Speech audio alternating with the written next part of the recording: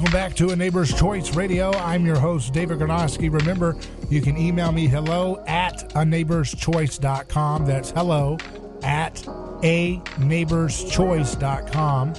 Go there to our website as well, where you'll find all of our content on demand via video or audio format. We've also got exclusive articles and all kinds of good content there only on aneighborschoice.com. One of the things we do on there is have this category for nutrition science and understanding. So important when you know government's not going to take care of you. If you wake up and realize that and realize that you don't need them to be your nanny, you start to realize they're not just a bad nanny. They're dangerous, vicious, and sometimes very lethal nanny in the things that they tell you to eat and ingest and the things that they subsidize with your money to make affordable beyond the healthy, nutritious food. But we talk about nutrition on this show. We talk about vegetable oils, also known as seed oils, and they become more trendy to talk about online, but they're still yet to really permeate the mainstream mass broadcast consciousness around the country, but it's slowly moving there, and we're going to keep pushing that conversation. To do so, we have our friend Tucker Goodrich. How you doing, Tucker? David, I'm doing good. How are you? Doing well. I wanted to ask you, how did everything turn out? Anything interesting to know about the elections yesterday for where you're at in Idaho? Well, let's put it this way. Nothing surprising for Idaho. I did hear that the next president of the United States got reelected down in Florida as your governor, and I'm happy to hear that. Yeah. So you're a big fan of DeSantis, huh? I'm a big fan of DeSantis, yes. I think his performance during the COVID panic was exemplary. I think I was saying to my father-in-law earlier, I can't think of another politician who I have wanted to run for president where I don't have any negative things to say about him. And I think that's DeSantis. He was absolutely stellar in his adherence to the science and his willingness to keep an open mind and to call BS where BS needed to be called. He did a great job. Well, very good. One of the things that I hope we can continue to move the conversation forward in Florida is a repudiation of these toxic vegetable oils. I mean, we've seen that the Surgeon General is willing to go out on a limb and criticize what has happened with these flopped products that are not necessarily the best for young men and other different age categories. And I'm hoping that maybe that will transcend into. He talks a lot about the importance of having robust health and exercise and nutrition. Maybe we can get the state of Florida. You're referring to your Surgeon General down there in Florida? Yes, Latipo. Uh-huh. Yeah, great guy.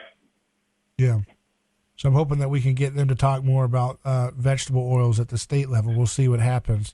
But I wanted to have you on to talk about what your latest research has been this week. And last week we didn't do a show together, but about kind of what you've been studying the most in terms of nutrition and its effect on our health.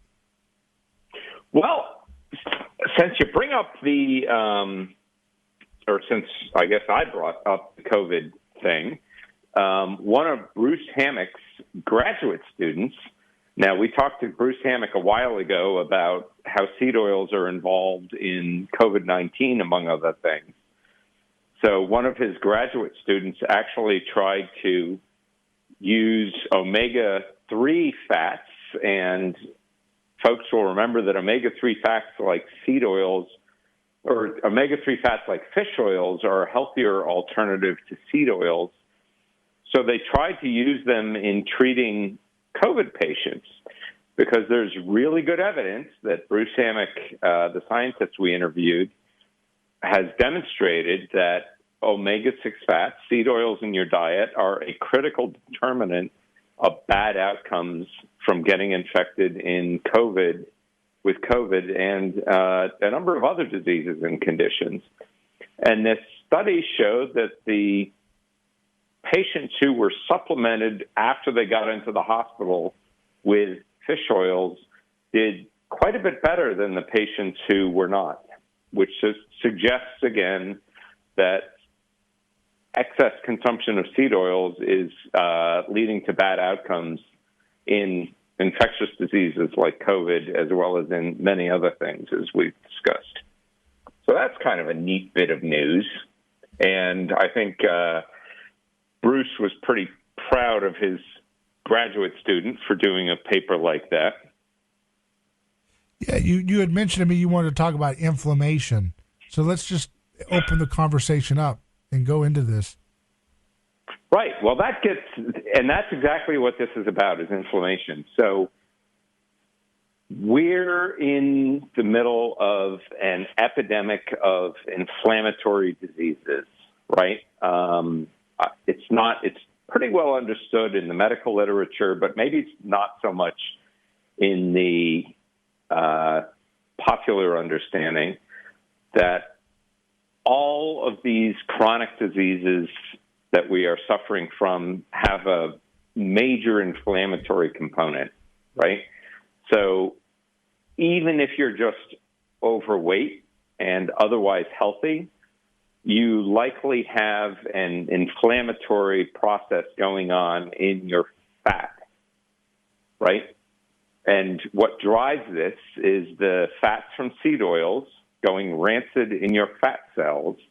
And as they go rancid, your immune system starts to react to them and recognize that they are harmful and try and remove them from your body, right? And part of this process is what we call inflammation, right? It's the same thing that happens when you get an infection or you get a cut and you get some bacteria in the cut. Your body recognizes that something bad is going on, and inflammation is the healthy response to a problem like that, an injury like that. Inflammation becomes a problem when we have a condition like obesity where you're constantly inflamed and you're constantly suffering this injury, and it's something that your body can't clear up, unlike when you get, say, a cut in your finger and it gets pink and, itchy for a little while, and then it goes away and it heals up. When you're constantly consuming these seed oils, you're stimulating this inflammatory process, and you can't ever get a resolution on it. So why is it that you're in a constant inflammatory state? You said the seed oil fat in your body goes rancid. Is that what's making you stay in a constant inflammatory state? And what does that actually mean? It's heated up? Yeah,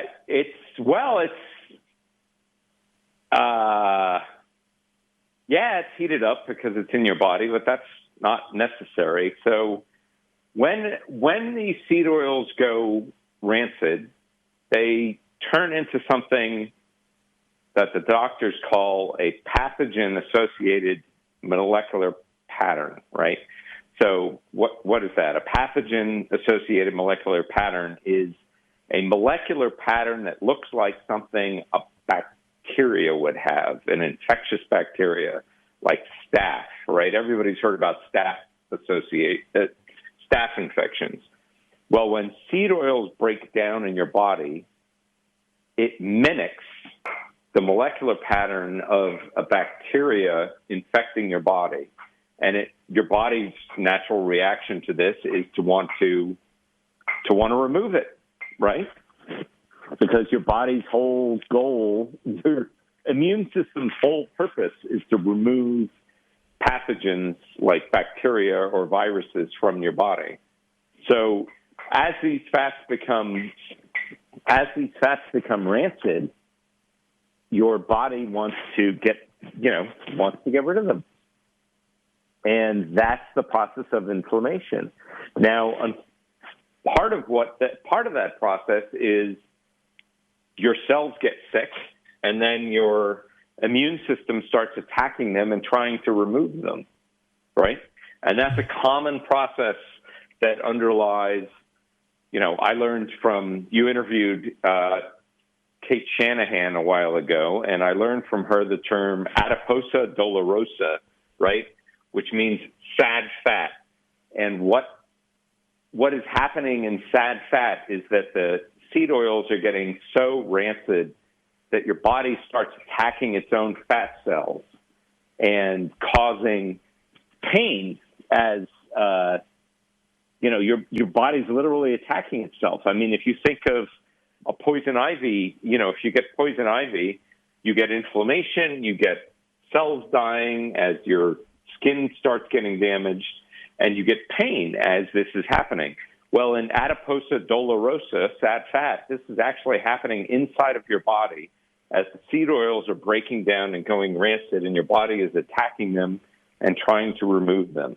This is the same process that's happening in Alzheimer's disease, the same process that's happening in atherosclerosis and cardiovascular disease, right? It's this common thing that happens all throughout your body when you consume too much seed oils. That's interesting. So does that you said that's happening for people who are obese or even people who are just have 5 pounds extra that has PUFA in it? How does that work? Yeah, it's even if you're not it's particularly interesting that it happens in obese people who seem to be otherwise healthy. But yes, it happens anytime you're consuming too much of these seed oils, which is why in countries in Asia where they have a bit of a different diet, as they start consuming more seed oils, they're seeing all of these same diseases occur, even though they're not getting as obese as we are because they have a different diet. Yeah. So, how does that actually translate into daily experiences? What could that be causing for the average person who might be listening right now? Well, the biggest cause, as we learned from the Harvard School of Public Health, the leading cause of obesity in the United States is eating oxidized seed oils in the form of French fried potatoes and potato chips. Right? The two most obesogenic foods, according to the Harvard School of Public Health, are those two foods. And interestingly, they don't find that same effect in regular potatoes, boiled potatoes, or in mashed potatoes, which are cooked typically with butter. It's only when you add in the seed oils that you start getting this massive obesogenic effect on the body. Right. So how, some folks have talked about, including Ray Peed and others, that when you're burning the fat that has PUFA in it, it's going to also cause problems. So what would that be in relationship to this inflammation? Is that going to drive up this inflammatory state that people are living with daily when you try to burn this PUFA fat with exercise and diet? Well, that's an interesting question. And that is, as you know, something where Ray Peat supporters and I have a bit of a disagreement. I think that you're best off getting rid of this stuff as quickly as possible, and that you're best off doing that by pursuing a low-carbohydrate diet, because what that allows you to do is to, as the seed oil fats in your body are becoming oxidized over time, they turn into toxins. If you're on a low-carbohydrate diet, your body is primed to burn these off as fuel so they can't do damage. Whereas if you're leaving them in your body and eating a high-carbohydrate diet, your body is not able to burn them off. And your body's going to get rid of them, but it's going to get rid of them after they turn into toxins and they start doing damage to your body. So unfortunately, we don't have any human experiments that would tell us which avenue is better. So it really comes down to a judgment call. And my judgment call, based on the success that people have with low-carb or ketogenic diets, is that that's probably the best avenue to pursue. Yeah. Now, do you think that means the best thing you should do is just try to eliminate your carbs down to 20 carbs, like that low a day, or not that radical? Well, it really depends on what your health situation is. I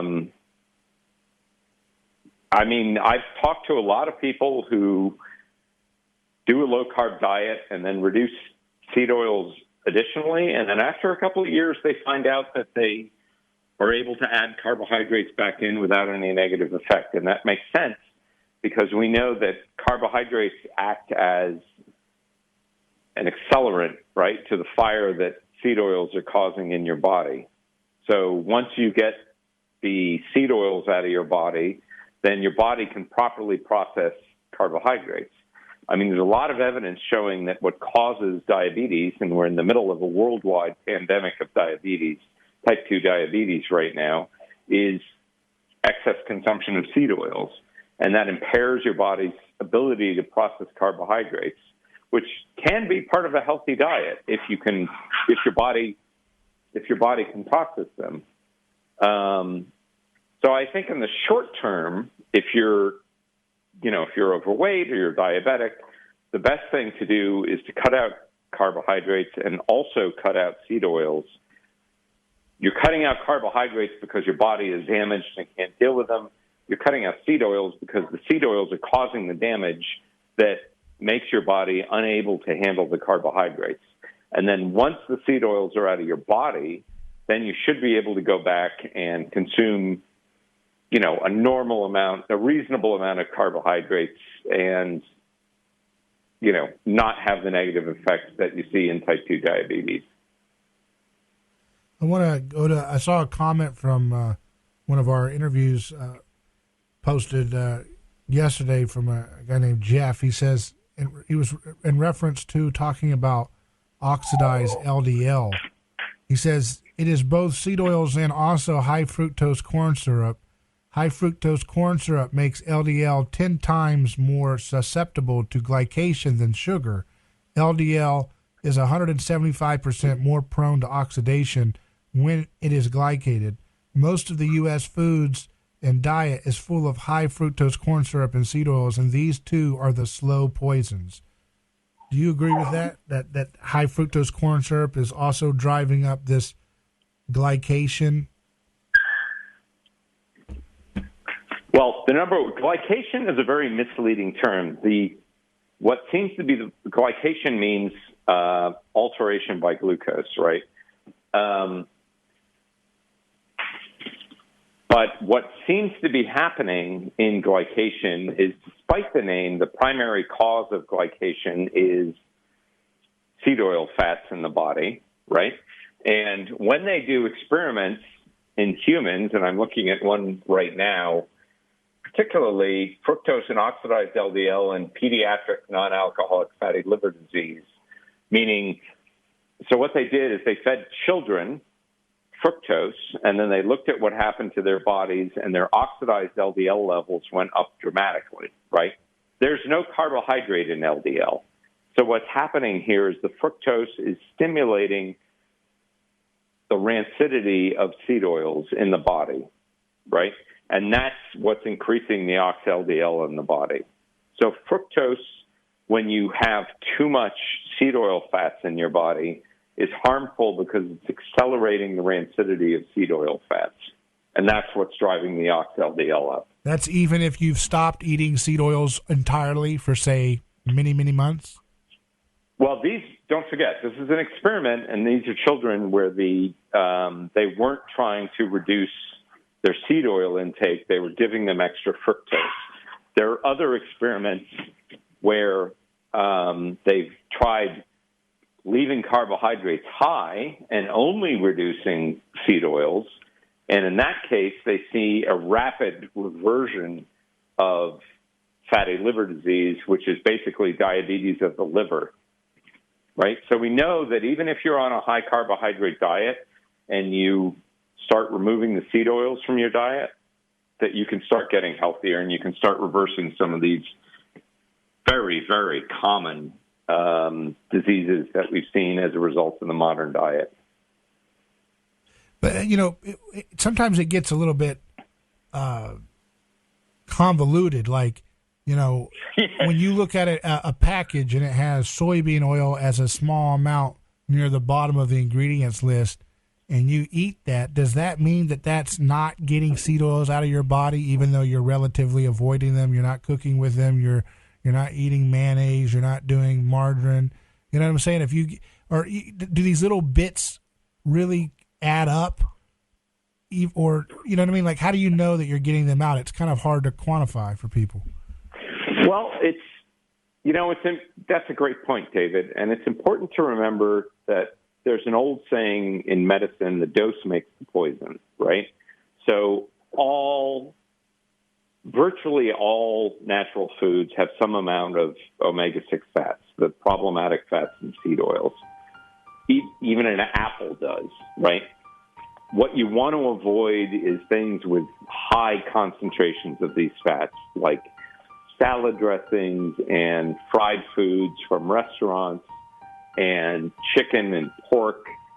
If you're looking at a packaged food where it's only got a tiny little bit of seed oils, meaning it's way down the ingredient list, that's not what you should be worrying about. You should be worrying about, your salad dressing where soybean oil is the number 1 or the number 2 ingredient. Very interesting. Hey, Tucker, it's always great talking with you, and we got to continue to explore these topics, and thank you for sharing your research on these matters today. As always, such an important topic. And again, I'm serious. I think we can make this something that the state of Florida can get vocal about. And so that's what we're going to continue to do, because that would amplify this topic for the whole country in a lot of ways. So I'm going to keep working. Absolutely, David. Thank you for your support, and thanks for having me on as always. That's good. And you can also, of course, join Tucker Goodrich's YouTube channel. You can subscribe there and watch his interviews and his discussions as well. And we'll continue to unpack those topics on our website. A neighborschoice.com has all of our show catalog where you can join them and subscribe those shows to have available whenever you want to refer to them. Thank you, Tucker, for joining me. I appreciate it. And that's it for A Neighbor's Choice.